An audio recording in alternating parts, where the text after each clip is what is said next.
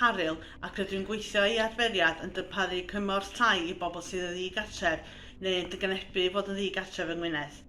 Mae'n gwaith yn cael ei ariannu gan gynllunio cymorthal cymhorth tai i gymorthu pobl cael a chynnal eu tai eu hunan.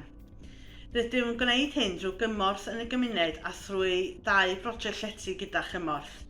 Tyn rodyn ar gyfer dynion sydd yn ddigartra a newydd ymadael â charchar, ac tu adferiad ar gyfer merchaid sydd yn wynebu bod yn ddigartref. Mae'r pobl yr ydym yn rhoi cymorth iddynt yn aml wedi drwybod drwy amgylchiadau anodd dros ben. Enghraifft, dyled, salwch iechyd meddwl a dibyniaeth ar sylweddau. Mae fy ngwaith yn obrwyol dros ben, yn enwedig wrth i fi weld unigolyn yn mynd o bod yn ddigartre i fyw mewn lle diogel.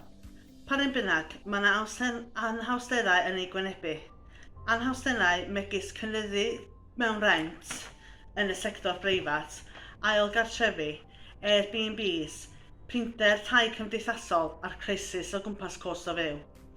Mae y broblemau yma yn wneud i'n anodd i helpu bobl mor sydyn ac yn hoffan, yn golygu'n aml bod pobl yn styc mewn llety dros dro am amseroedd hir. Anhawster mawr arall yw diffyg tai un llofft.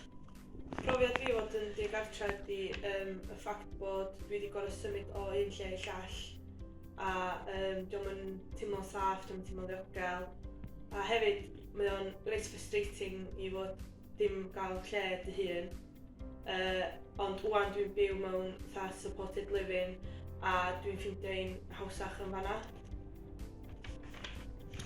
Os hoffech chi wybod mwy am ein gwasanaethau adferiad yn eich ardal, os gwelwch yn dda, ewch i dwdiffrig.adferiad.org. Diolch yn fawr.